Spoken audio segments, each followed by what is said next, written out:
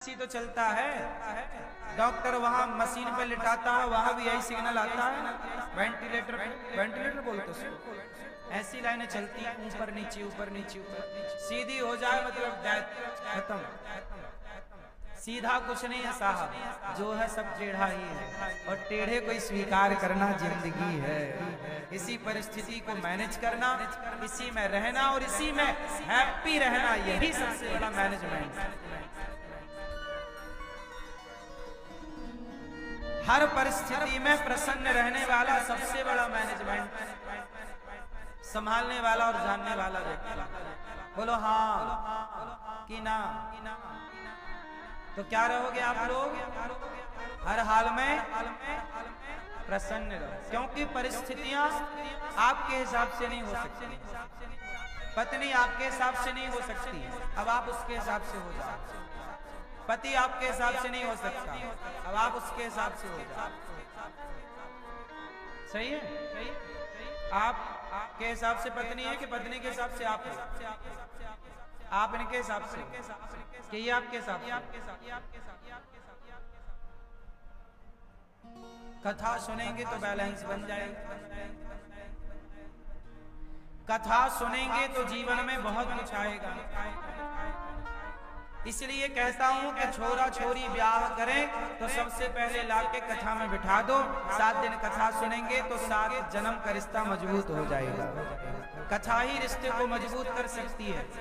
और कथा नहीं सुना और सीधा हनीमून मनाने चले गए तो मून कम होगा, खून ज्यादा हो जाएगा।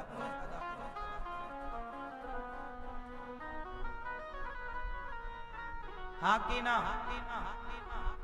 अभी एक लड़की गई थी अपने पति के संग हनीमून मनाने, वो तो लौटाई पर पति को निपटा दिया। किसके चक्कर में?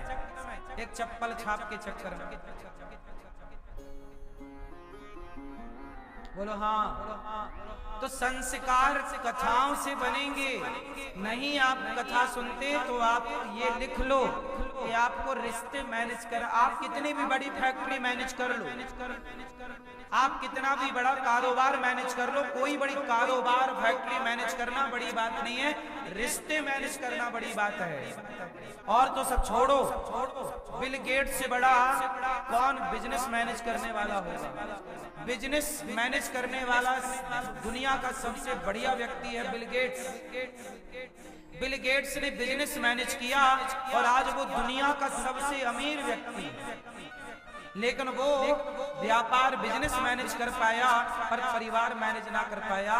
27 साल बाद उसकी पत्नी तलाक दे के चली गई।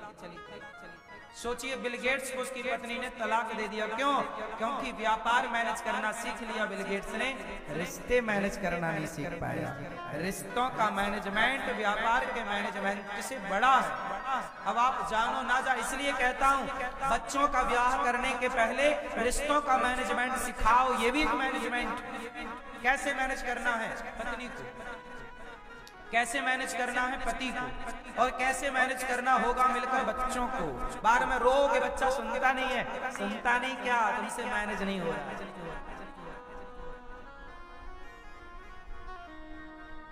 बोलो हाँ। इसलिए शादी ब्याह कर लो या उसके पहले आओ, कथा सुनो, हम तुम्हें मैनेजमेंट सिखाएंगे रिश्तों। क्यों मैया? सही कि नहीं? कितने रिश्तों को कथा से, कितने टूटते हुए रिश्तों को हमने कथा से जोड़ा है। लाखों रिश्ते, एक दो नहीं, एक दो घर नहीं, लाखों घर बसे हैं कथा से। जो टूटने वाले रिश्ते थे वो मजबूत कर दिए किसने? भगवान की कथा। ये है मैनेजमेंट।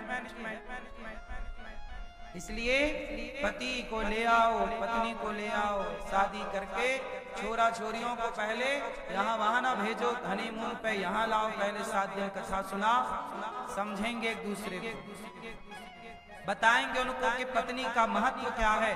पति का आजकल महत्व कोई नहीं बता रहा, पत्नी का महत्व क्या, पति का महत्व क्या। एक हम हैं जो पत्नी और पति का महत्व बता रहे हैं। हम कथा में बताते हैं कि पत्नी का महत्व कितना। हम बताते हैं कि पति का महत्व कितना, पति पत्नी का क्यों आदर करे, पुरुष को क्यों सम्मान करना चाहिए पत्नी का, और पत्नियों को क्यों इज्जत करनी चाहिए पति की, क्यों? बता दो 2 मिनट में भैया, बताओ, आप बताओ, पति की इज्जत क्यों करनी चाहिए? आप पीली मैया, पति की इज्जत क्यों करनी चाहिए? पीली मैया, पति की इज्जत क्यों करनी चाहिए? पीली मैया ऊपर वाली बताओ, सोने वाली, पांचों मैया बताओ। पति पति पति बताओ, पति की इज्जत क्यों करनी चाहिए? हैं? परमेश्वर होता है। अच्छा पुरुष बताएंगे, आपकी होगी शादी? ये हाँ, ब्याह हो गया, पत्नी कहाँ? मायके। लड़के लड़के लड़के लड़के गई कि प्यार से गई? लड़के गई घर पे। बैठो, अरे आपके बारे में नहीं, छोरा से पूछ रहे हैं, तुम क्यों परेशान हो रहे हो? अच्छा ये बताओ, पत्नी की इज्जत करनी चाहिए कि नहीं? क्यों करनी चाहिए? अर्धांगिनी, कोई विशेषता, विशेष बात है? देखो किसी को नहीं पता पत्नी की इज्जत क्यों करनी चाहिए, कारण बताओ, कारण पति की इज्जत क्यों करनी चाहिए, कारण बताओ। कारण कोई नहीं बता, करनी चाहिए सब बता, ठीक है। जब कारण बताओगे तो श्रद्धा जागेगी। रिश्तों में भी श्रद्धा चाहिए, केवल भगवान के प्रति श्रद्धा नहीं चाहिए। अरे बाप बेटे के रिश्ते में भी श्रद्धा चाहिए, माँ बेटे के रिश्ते में भी श्रद्धा चाहिए, और पति पत्नी के रिश्ते में भी क्या चाहिए? श्रद्धा होगा तो प्रेम होगा, श्रद्धा ही नहीं है तो खाक प्रेम होगा। रिश्तों में भी श्रद्धा चाहिए। वो कब बनेगी? जब महिमा सुनोगे। इसलिए सत्संग, इसलिए भगवान की महिमा सुनने से भगवान से प्रेम होता है। गंगा की महिमा सुनोगे तो गंगा का महत्व पता चलेगा, एकादशी की महिमा सुनोगे तो एकादशी का महत्व पता चलेगा, नर्मदा की महिमा सुनोगे तो नर्मदा का महत्व पता चलेगा, छठ पर्व का महत्व सुनोगे तो छठ पर्व का महत्व पता चलेगा। वरना क्या जाने क्या होती है गंगा, क्या होती है यमुना। भाई महिमा सुनोगे तब ना पता, अच्छा ये यमुना है, अच्छा ये गंगा है। ऐसे ही पत्नी की महिमा होती है, पति की महिमा होती है। क्यों इज्जत करनी चाहिए? कारण सुनो। स्त्री, पहले किसका बताऊं? पुरुष का क्यों सम्मान करना चाहिए कि स्त्री का क्यों सम्मान करना चाहिए? पहले किसका बताऊं? पहले स्त्री, लेडी फर्स्ट, ठीक। पहले स्त्री का सम्मान क्यों? पुरुष सुने, सारे पुरुष कान खोल लो, कान चालू करो सब अपने अपने, सुनो सुनो सुनो। पत्नी का सम्मान क्यों करना चाहिए? क्योंकि पत्नी किसी साधु, किसी संत से कम नहीं होती। जितना त्याग भारत के एक सन्यासी के भीतर होता है, जब भारत का कोई व्यक्ति, भारत का कोई ब्राह्मण सन्यासी बनता है, तो सन्यासी जब वो बनता है तो अपना बाप, अपनी माँ, अपना भाई, अपना परिवार सबको छोड़ता है। सन्यासी जब बनता है तो अपना नाम, अपना गोत्र छोड़ता है, अपना ही वो पिंडदान कर देता है। अपना क्या कर देता है? स्वयं का पिंडदान करता है, और फिर क्या बनता है? सन्यासी। यही सन्यासी का विधान है। तो जो त्याग एक सन्यासी करता है, वो त्याग सहज में एक स्त्री करती है। विवाह होता है, जिस दिन विवाह हुआ तुमने मांग भर दी, उस दिन से उसका गोत्र बदल जाएगा। उसने अपना गोत्र छोड़ दिया, स्वयं का नाम छोड़ दिया। अब तुम्हारी माँ को माता मानेगी, तुम्हारे बाप को पिता मानेगी, तुम्हें अपना देवता मानेगी, तुम्हारे भाई को अपना छोटा भाई मानेगी, तुम्हारी बहन को अपनी बहन मानेगी, और अपने पूरे परिवार को केवल आप पति के लिए सबको छोड़कर ससुराल आ जाएगी, माए को भूल जाएगी।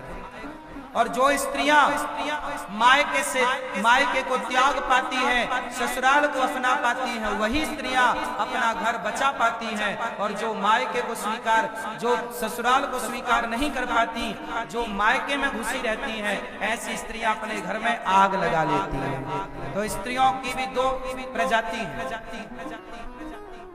स्त्रियों की दो प्रजातियां, एक प्रजाति वो है जो विवाह के बाद पूरा समर्पण पति में कर देती है और ससुराल के रिश्तों को स्वीकार कर लेती है, और दूसरी प्रजाति की होती है जो विवाह के बाद भी ससुराल के किसी संबंध को स्वीकार ना करके और मायके की तरफ घुसी रहती है, वो अपना नाश कर लेती है। दो प्रजाति की स्त्रियां होती हैं, जो विवाह के बाद भी अपने माँ बाप से अटैच रह जाती है, ज्यादा जरूरत से ज्यादा वो अपना घर तहस नहस कर लेती है। एक सीता है कि विवाह के बाद आपने कहीं सुना कि सीता मैया विवाह के बाद मायके गई? जब राम ने सीता मैया को वनवास भेजा तब तो वो गर्भवती थी। जब सीता मैया का वनवास हुआ तब सीता मैया कैसी थी? बोलो। गर्भवती थी, पति ने छोड़ दिया। चाहती सीता मैया तो सीधा मायके जाती कि भाई मेरा बाप थोड़ी मेरे को छोड़ा है, लेकिन सीता मैया मायके नहीं गई। राम ने जहां भेजा कि जाओ महर्षि वाल्मीकि जी के आश्रम में वहीं रहना, तो वहीं गई। पति की आज्ञा का पालन तब भी किया जब पति ने अपने से दूर कर दिया। दूर क्यों किया वो भी मैं कथा में विस्तार से बता चुका हूं कि समाज के दबाव के कारण। चूंकि राम राजा है और राजा का धर्म होता है कि वो प्रजा की बात सुने, ना कि परिवार की। यदि राजा परिवार की बात सुनने लग जाएगा तो आप खुद कह दोगे कि ये राजा गलत है, जो परिवार की सुनता है। इसलिए राम परिवार को, यदि प्रजा खुश है, प्रजा की खुशी के लिए अपने परिवार का, अपनी पत्नी का परित्याग कर दिया। राम परित्याग क्यों किए? राम को सीता माँ से बहुत प्रेम था और राम को कोई डाउट नहीं था सीता माँ पर। डाउट होता तो जिस दिन रावण के घर से आई थी उसी दिन छोड़ देते। इतने दिन साथ में रखा क्यों? फिर गर्भवती हुई। इसका मतलब राम को संदेह सीता पर नहीं था, संदेह समाज को हुआ। तो समाज की बात रखने के लिए सीता मैया को वनवास जाना। सीता माँ मायके नहीं गई, कहाँ गई? वनवास। तो कुल मिलाकर स्त्रियां दो प्रजाति की होती हैं।